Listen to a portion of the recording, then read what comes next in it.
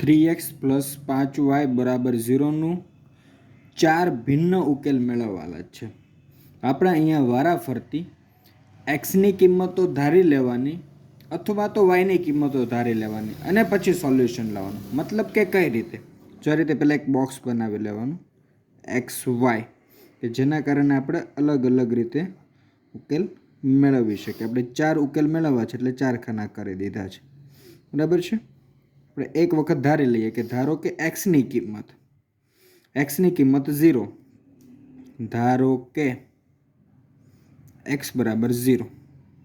તો આ સમીકરણની અંદર મૂકી દેવાની 3x + 5y = 0.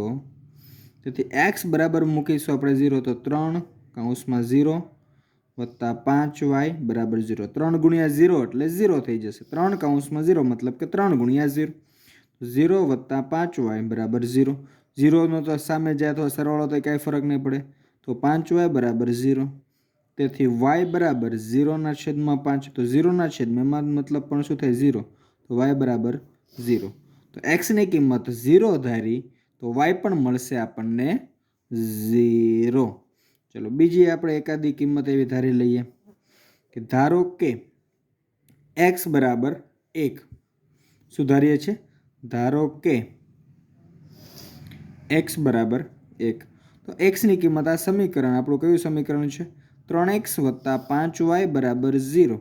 તેમાં x બરાબર કેટલું મૂકીશું? 1. તો 3 × 1 + 5y = 0. તેથી 3 × 1 એટલે 3 વત્તા 5y = 0. પ્લસ 3 છે, સામે જશે તો -3 થશે. તેથી 5y = 0 - 3. 0 - 3 એટલે -3 થઈ જશે. તો 5y = -3. તેથી y = -3/5. કારણ કે 5 અહીંયા y સાથે ગુણાકારમાં છે, સામે જશે તો ભાગાકારમાં. તો y = -3/5. જો xની કિંમત 1 હોય ત્યારે yની કિંમત આપણને મળે છે -3/5. તો એવી જ રીતે હવે x = 2 ધારીએ અથવા તો y = 1 ધારીને, ચાલો આપણે અહીંયા yની કિંમત ધારી લઈએ કે ધારો કે y = 1. 3x + 5y = 0. આ સમીકરણની અંદર તો 3x + 5 yની જગ્યાએ મૂકીશું 1 = 0. તેથી 3x વત્તા, જો તમે બંને રીતે લખી શકો, અહીંયા yની જગ્યાએ 1 મૂકો તો કૌંસમાં પણ કરીને લખી શકો અથવા 5 × 1, જો અહીંયા પણ લખ્યું છે આપણે 3 × 1, તો એવી રીતે અહીંયા પણ લખી શકાય છે. તો 5 × 5 = 0.